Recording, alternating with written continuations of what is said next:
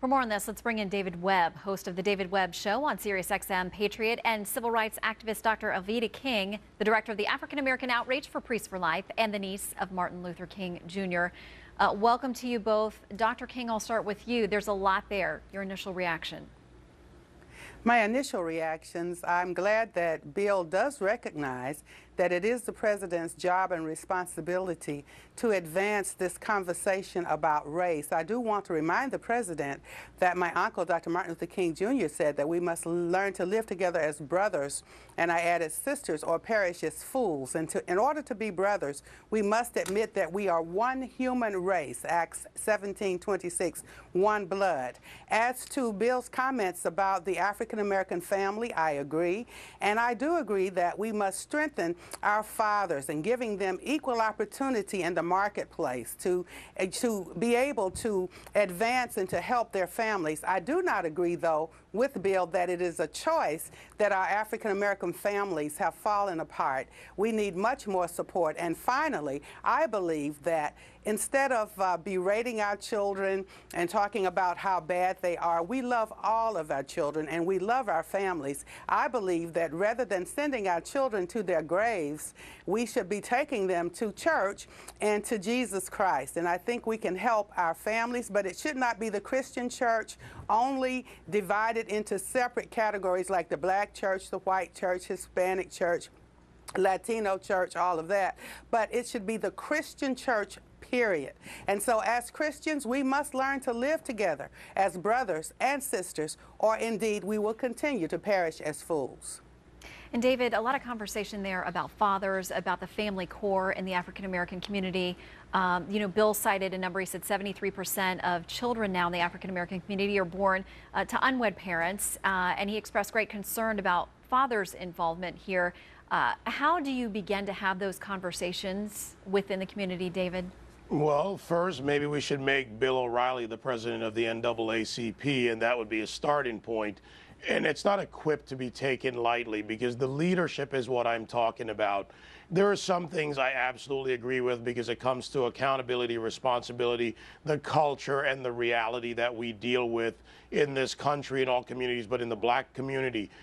We can separate, and I don't want to get into the statistics and the data. He uses very top line, the 30,000-foot view of some of these numbers. The out-of-wedlock birth rate is actually about 50% with blended families, et cetera, for the black community. But that also reflects a split between the urban environment and the suburban environment, which began when more college graduates came out of the 80s.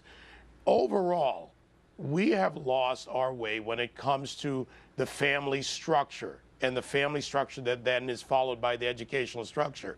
We have a generation of parents, biologically, they may be parents, but educationally, they weren't always the best qualified parent. And we see that playing out in the younger people when we talk about the influence of Hollywood, their idolization of basketball players, rappers, football players, when in fact there's much broader in this American mosaic, a variety of people to choose from. So, and by the way, to go to Dr. King's message about church, yes, the family culture is important. Yes, the church structure is important. But here's the reality. If church was the only solution, and I don't think she proposes that, it's one of the facets of this, then we should have a new busing program to bus them all to church. What we need to do is get the black community to buy back into the value proposition that is America, that is our success, that is made others, regardless of ethnicity, a successful part of this country. And we've lost that, and the leadership has failed. The president may be able to open the door with a microphone, but it really has to be held at the community level.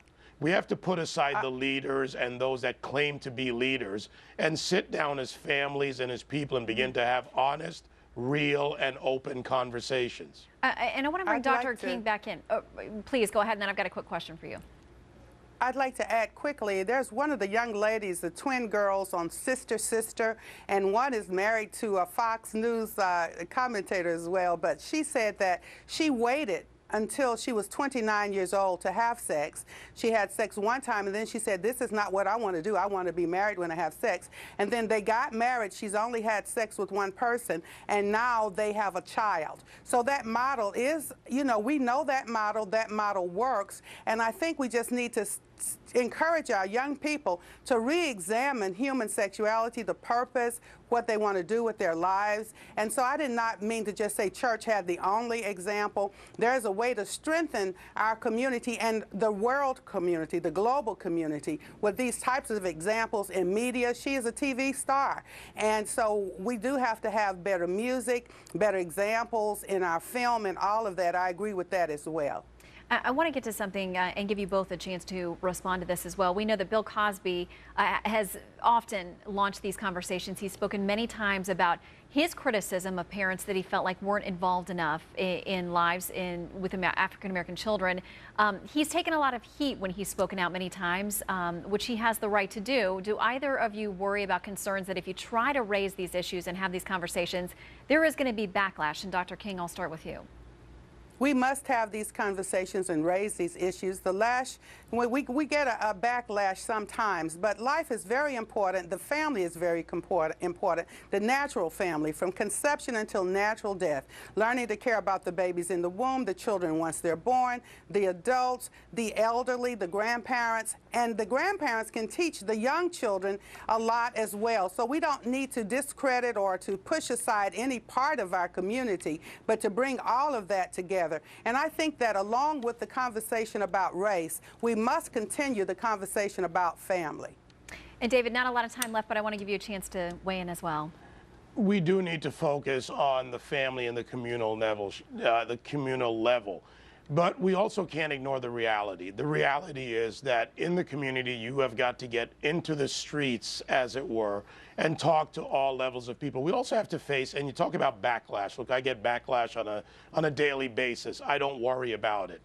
But we have to, and I'll get backlash for this, because we have to realize that we will be able to save, help, and advance some. And there will be some that will not get the message, go along, or advance themselves. And if we don't face that reality and help as many as we can, and that helps the next generation, that is an unselfish way to take a look at the future. Help everyone we can, enable them to help others, and not just deal in the, I guess, the ether on this issue. I hate to leave it there, but we got to wrap you up. David Webb, Dr. Alveda King, thank you both. More news right after the break.